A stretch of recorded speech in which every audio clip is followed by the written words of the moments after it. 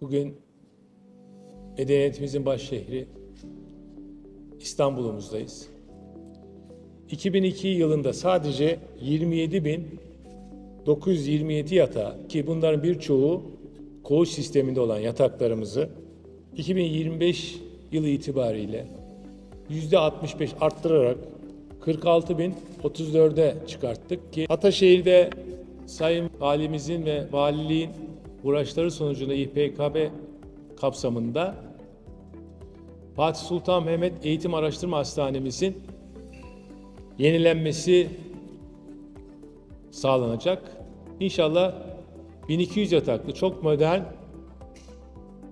bir hastaneyi insanlarımıza, Ataşehir'imize kavuşturacağız. Bunun da temelini Ekim ayında inşallah atmış olacağız. Aile hekimliklerimizin kurumsal kimliğini oluşturduk.